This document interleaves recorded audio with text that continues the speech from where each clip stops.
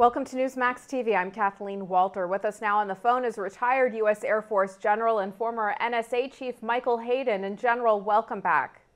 No, thank you, Kathleen. Good to be back. Well, as you're aware, there's that new report in The Guardian which shows the National Security Agency monitored the phone calls of 35 world leaders. This after President Obama this week called German Chancellor Angela Merkel to insist the U.S. wasn't monitoring her calls. However, White House Press Secretary James Carney didn't rule out that such monitoring didn't occur in the past. How do you view this report? Well, first of all, I reviewed the report, and it doesn't have to be true, but I view the report as being terribly damaging. And I wonder why anyone would make that kind of information public.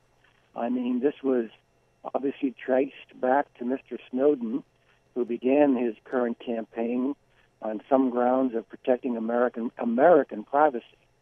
And now he's got all these allegations out there of what the United States, through the National Security Agency, is or is not doing against foreign intelligence targets. I don't think he's on any kind of moral high ground by making these kinds of accusations. Now, it's been reported in the past, or at least that many friendly nations spy on each other. Is it fair to say that that's a true statement and that we have to spy because others are doing it to us, even allies?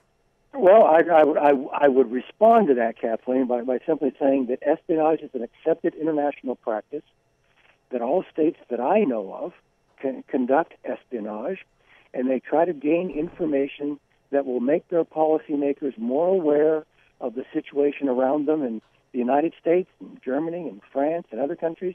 There are no exceptions to that broad approach. Mm-hmm. Now, the Obama administration seems to have continued many anti-terror programs started under Presidents Clinton and Bush, including the NSA PRISM program. Overall, can you give us an assessment of how the Obama administration is handling anti-terror efforts? Yeah, I've actually been heartened, and I've been an occasional critic here and there of some of the decisions that President Obama and his administration have made. But fundamentally, I am very heartened by the continuity between what President Bush was doing in his second term and what President Obama has decided to continue for both his first and second terms, whether it's targeted killings of enemy combatants or programs like the two you mentioned, the metadata program and the PRISM program. And they were both begun under President Bush. President-elect Obama was briefed on those programs, and frankly, Kathleen, when we're talking about this to the American people, I think a very powerful argument that these things are lawful, effective, and appropriate is the fact that this new president, who had spent a fair amount of his campaign criticizing his predecessor for his counterterrorism policies, this new president accepted these counterterrorism policies. I think that underscores how correct and effective these efforts are. Mm-hmm. At the end of the day, would you be worried about Germany, France, and others who think we spied on them? Will this all just blow over?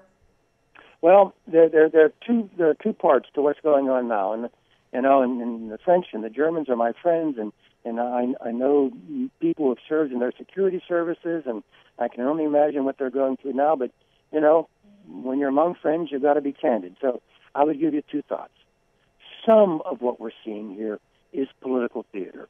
When a national leader is forced to confront allegations in their national press of massive American espionage, that national leader has to be outraged. All right, so there's some political theater here, and perhaps that will fade. But Kathleen, I've got to admit, beyond the theater, there's some real issues here too.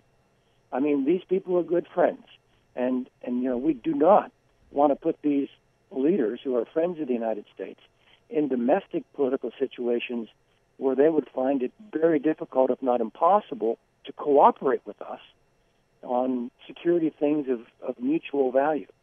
And so I think the president's right. He had a press opportunity in Sweden before he went to the G20 summit in St. Petersburg a month or so ago, and he said, we need to review these things here. Just because we can do some things doesn't mean we should be doing some things. So I think the president is trying to balance our nation's legitimate needs and requirements for good intelligence along with the political sensitivities of people who are, by and large, our friends. General, in a statement, Edward Snowden says that every call and every internet transaction goes through the NSA. Is that accurate? No. Period. It's not accurate. All right. Well, should congressional intelligence committees invite him to testify via Skype? No. Snowden, despite all the intense press coverage, Snowden hasn't indicated any wrongdoing on the part of anyone. I mean, you may disagree with the metadata program.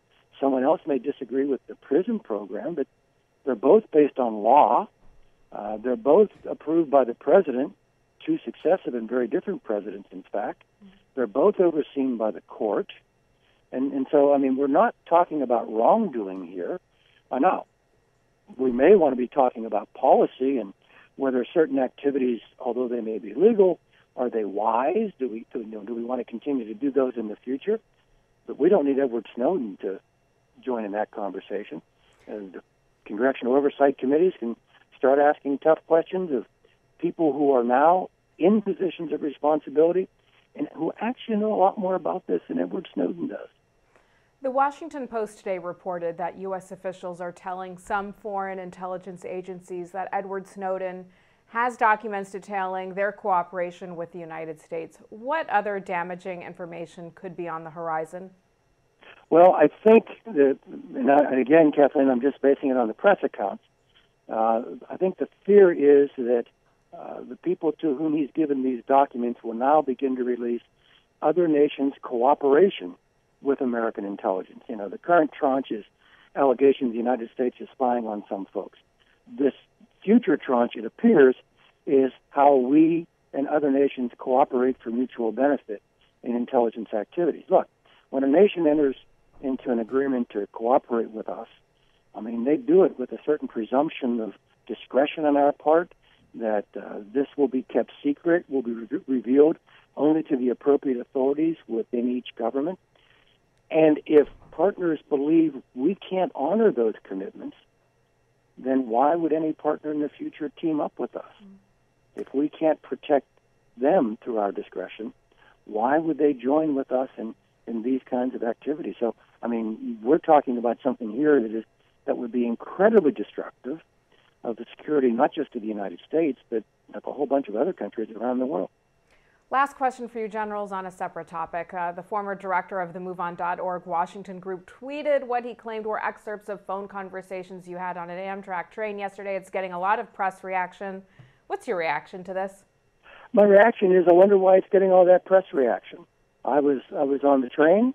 I was called by a couple of journalists who weren't asking for anything sensitive and certainly not anything political. They were asking Kathleen kind of the questions you're asking me here today.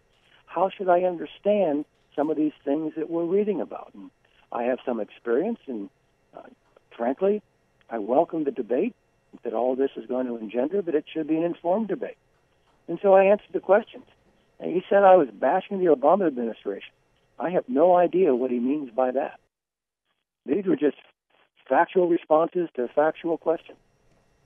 General Michael Hayden, as always, great speaking with you. Thanks for joining.